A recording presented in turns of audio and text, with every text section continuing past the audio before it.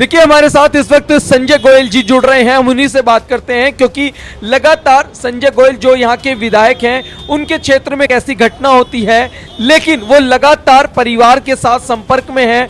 लड़की के साथ हुई छेड़छाड़ के बाद लगातार यहाँ पर सभी आस पड़ोस के लोग भी मौजूद हैं। संजय गोयल जी लगातार परिवार से भी संपर्क में हैं, पुलिस से भी संपर्क में हैं कि जिस भी तरीके से वो लोग पकड़े जाएं, जिस भी तरीके से उन पर कार्रवाई हो सकती है वो पूरी कोशिश हो रही है कि उन लड़कों पर कार्रवाई की जाए। हमारे कार्यकर्ता हैं ऋषि सोनी जी, उनका मेरे पास फ़ोन आया था कि भी इस तरह से संजय जी यहाँ पर कुछ जो लड़के हैं उन्होंने बदमाशी की है, स्कूटी को तोड़ फोड़ा है और तांडव यहाँ कर रहे हैं। तो मैंने तुरंत एसएचओ से बात की, फिर उन्होंने मेरे को वीडियो भी उपलब्ध कराई और वीडियो उपलब्ध करा के मैंने तुरंत एसएचओ साहब को कहा। तो एसएचओ साहब ने कहा कि आपने संजय जी जो आपने वीडियो भेजी है उसके अकॉर्डिंगली हम काम, मेरे को भी यहाँ के स्थानीय निवासियों ने भेजी है, हम लगे हुए उसको करने के बाद में लगभग 9:30 बजे के आसपास उन्होंने जो मेरे को सूचना दी, 3 नाबालिग जिनकी उम्र 15 से 17 वर्ष के आसपास की थी, उनको उन्होंने पकड़ा। तो मैंने कहा 3 तो संख्या नहीं थी, संख्या तो वो ज़्यादा थी। तो एसएचओ साहब को मैंने बोला कि भाई आप वीडियो के अकॉर्डिंग उसको देखें और देखकर जितने भी वो नाबालिग हैं या बालिग हैं उन सबको पकड़ें और उसके बाद में उनका आयु देखा जाए कि अब हम ऐसा तो नहीं छोड़ सकते कि नाबालिग कह के छोड़ दिया जाए या इस तरह से कोई भी है और उसके पीछे क्या माइंड है, क्या उनकी मानसिकता रही है, उस मानसिकता को भी देखना बहुत ज़रूरी है। क्योंकि ये कहीं ना कहीं ऐसा लगता है ये प्री प्लान्ड वे में काम किया गया कि वो जिस तरह से अभी बताया कि लड़की को जो छेड़ने का काम किया और लड़की ने अपने ब्रदर को बुलाया और ब्रदर ने उनको बीच बचाव उनको समझाया, नहीं माने और उल्टा ब्रदर को मारने लगे।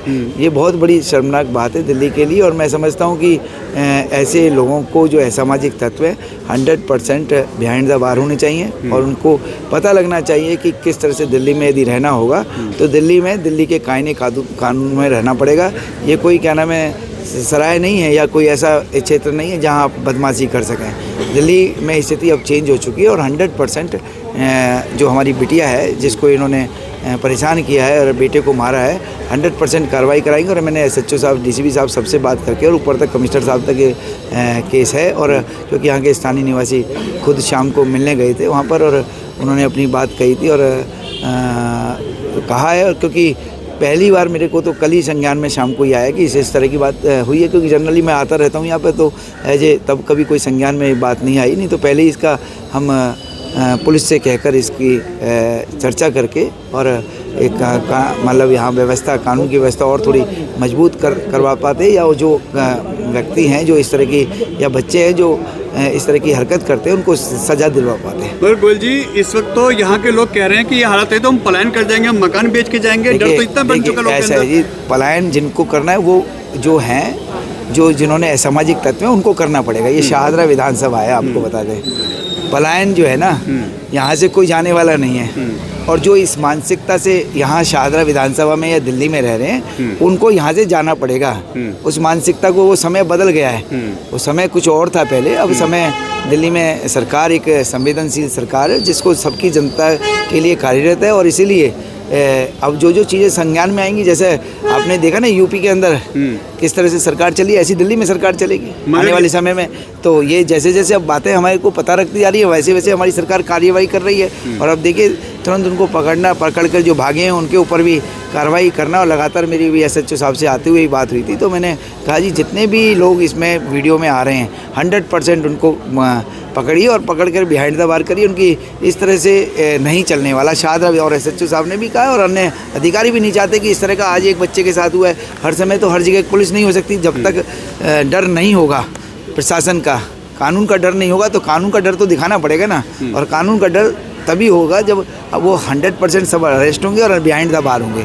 तो जिससे कि जो लोग यहाँ सोच रहे हैं कि हम एक वर्ग को ऐसे ही डरा कर धमका कर भगा देंगे तो मन में ख्याली पुलाव ना पकाएं, आपको वहीं जाना पड़ेगा जहाँ क्या नाम है आपके साथी रहते हैं। मगर गोयल साहब ये भी तो आया है, कल वो धमकी दे के गए हैं सरेआम कि एक एक को देख लेंगे, जिसको जो करना है कर लो। उसके बाद ये तो कहने के बाद एक चीज़ तो ये मैटर निकल के आता है, दूसरा कहीं ना कहीं पुलिस ने भी तो सिर्फ नाबालिगों को पकड़ा है, वो छूट जाएंगे। ऐसे उनके परिवार पे एक्शन होना चाहिए ना, क्योंकि जब तक उनके परिवार पे एक्शन नहीं होगा तब तक वो अपने बच्चों को नहीं रोकेंगे। देखिए सुनिए बात, ऐसा नहीं, जो है जैसे जैसे कई बार हमको लगता है कि पुलिस काम नहीं कर रही, बिल्कुल लगता है, क्योंकि पर लेकिन जब तक सामने, क्योंकि पकड़ कर डालना और उसके साथ साक्ष्य के साथ डालना और खाली वैसे डाल देना, तो ये कानून व्यवस्था ऊपर भी तो है ना जी। तो यदि एसएचओ साहब अपनी पूरी कोशिश कर रहे हैं कि प्रॉपर तरीके से जो मेन कल्प्रिट्स हैं उन्हीं को पकड़कर उन्हीं को डाला जाए, जिससे कि वो बिहाइंड द बार रहे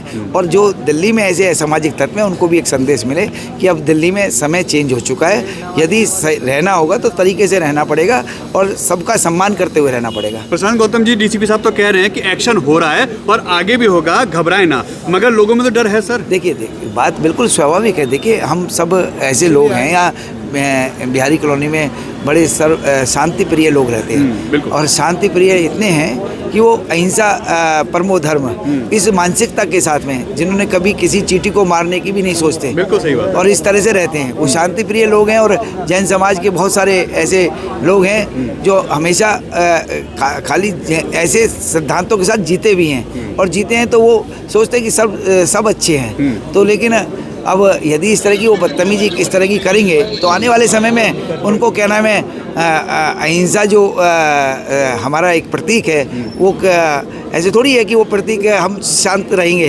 तो शस्त्र भी उठाने की आवश्यकता पड़ेगी, तो शस्त्र सरकार उठाएगी और काम करेगी, उनको अरेस्ट करेगी, और अरेस्ट करके उनको सही ढंग से कानूनी तरीके से, वैध तरीके से उनको बिहाइंड द बार किया जाएगा। और उनके फरिश्ते भी ध्यान रखेंगे फिर आगे से कि कैसे बिहारी कॉलोनी के अंदर जैन समाज को या ब्राह्मण समाज को या अन्य समाजों को, चाहे हमारे जाटव समाज के लोग हैं, हिंदू समाज को यदि कैसे प्रताड़ित किया जाता है वो उनको समझ में आ जाएगा। गोयल साहब, आप योगी जी की भाषा बोल रहे हैं कि उनके फरिश्ते भी याद रखेंगे, क्या वो एग्जाम्पल सेट होगा यहाँ पे? सर धीरे धीरे देखिए, कोई भी चीज़ है, आप पत्रकार महोदय हैं, हम योगी जी की परिभाषा देखिए, योगी जी कर रहे हैं। हाँ। और दिल्ली में भी होगा, दिल्ली में भी होगा। देखिए आप रोकिए ना, उसी की तो है ना, नहीं तो अभी योगी जी जैसा शासन सरकार नहीं होती तो अभी तक तो ये छूटे हुए होते, कौन पकड़ा जाता?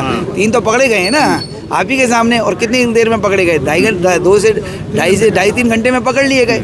तो समय लगता है, समय 100% एक्शन होगा, जब तो देश में आज एक अच्छी सरकार चल रही है। लेकिन ऐसा नहीं होने देंगे कि पलायन, मैंने आपको फिर कह रहा हूँ, पलायन उनको करना पड़ेगा जो इस मानसिकता से साथ में यहाँ पर आए हुए हैं। हमारे यहाँ पर किसी भी एक निवासी को पलायन करने ना देंगे, ना उनको ही पलायन करा देंगे 100%। हम ज़्यादा शब्दों में कुछ कह नहीं सकते हम पर, लेकिन क्योंकि बहुत सारी बातें ऐसी हैं, लेकिन समय आने पर उनको दिखाएंगे कि क्या है क्या नहीं है।